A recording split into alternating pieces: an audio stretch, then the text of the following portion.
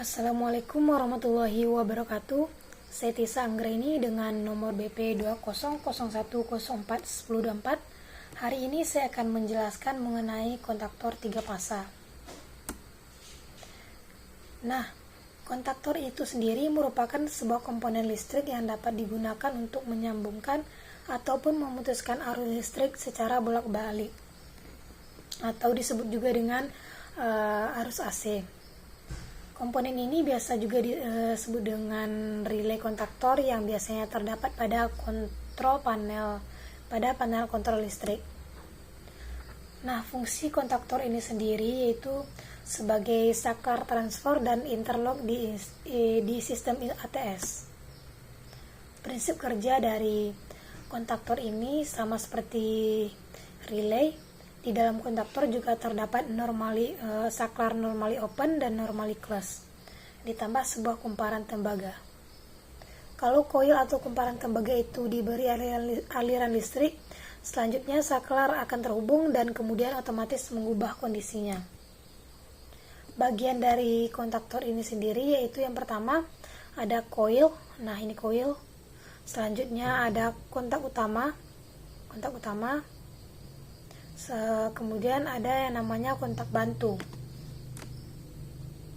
Kontak utama biasanya terdiri dari 3 kontak normally open yang diberi angka 1-6 dan saling berpasangan.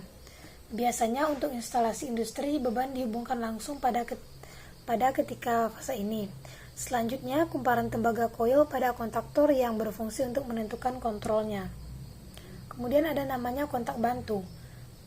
Pada kontaktor biasanya mempunyai kontak bantu yang terdiri dari normally open dan normally closed.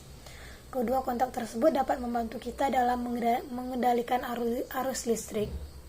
Kontak bantu ini biasanya diberi kode penomoran dari angka 13 sampai dengan 22. Untuk rangkaian bantu ini biasanya digunakan untuk rangkaian kontrol seperti PLC. Selanjutnya ada kumparan tembaga atau coil. Kumparan tembaga pada kontaktor memiliki sifat elektromagnetik atau sebagai pengantar tegangan berupa arus listrik. Nantinya, arus listrik tersebut dapat merubah ke seluruh kontak yang ada menjadi open atau close sesuai keadaannya. Pada sebuah rangkaian kontaktor, biasanya kumparan tembaga disimbolkan dengan A1 sampai dengan A2. Nah, ketika normal sebuah relay itu adalah close, jika kumparan tembaga itu diberi tegangan, maka normalnya akan menjadi normally open. Begitu sebaliknya. Kemudian ada jenis-jenis kontaktor. Yang pertama itu ada kontaktor 1 fasa dan kedua ada kontaktor 3 fasa. Kontaktor 1 fasa ini dapat digunakan untuk mengontrol arus listrik bolak-balik 1 fasa. Selain itu, pada kontaktor 1 fasa minimal memiliki 2 saklar utama di dalamnya. Nah, kemudian ada kontaktor 3 fasa. Kontaktor jenis ini dapat digunakan untuk mengontrol arus listrik bolak-balik 3 fasa. Selain itu, pada kontaktor 3 fasa memiliki minimal 3 saklar utama di dalamnya. Nah, di sini saya akan berfokus pada kontaktor 3 fasa. Nah, di sini dapat dilihat ini untuk kontak utama dari sebuah kontaktor 3 fasa. Nah, ini kontak utama dari kontaktor 3 fasa.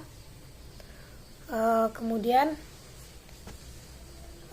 kontaktor ini terdiri dari A1 dan A2, di mana ini koil yang nantinya akan dihubungkan ke sumber tegangan ataupun arus. Nah, kemudian ini ada 21 dan 22. 21 dan 22 ini saling berhubungan, di mana normalnya itu normally close. Jadi ketika tidak diberi tegangan, dia akan terhubung. Namun sebaliknya, jika dia diberi tegangan, maka dia akan kembali terbuka. Jadi normally open jadinya kalau diberi tegangan. Selanjutnya 13 dan 14 ini 13 dan 14 jika diberi tegangan dia akan tertutup atau terhubung, dan jika tidak diberi tegangan dia akan terbuka. Artinya normalnya yaitu normally open. Begitu juga dengan L3 dan T3, dia saling berhubungan. L3 dan T3 memiliki normalnya yaitu normally open. Nah, begitu juga dengan L2 dengan T2, dia saling berhubungan. L1 dan T1 saling berhubungan, di mana ketiga pasang koil ini normalnya yaitu normally open. Jika dengan cara kerja, jika dia diberi aliran listrik, dia akan terhubung. Sebaliknya, jika tidak diberi aliran listrik, dia dalam keadaan normal yaitu terbuka. Nah, biasanya koil ini digunakan untuk kontrol seperti kontrol pada PLC. Hanya itu yang dapat saya sampaikan. Salah kata dan salah penyampaian saya mohon maaf. Wabillahi taufik wal hidayah. Wassalamualaikum warahmatullahi wabarakatuh.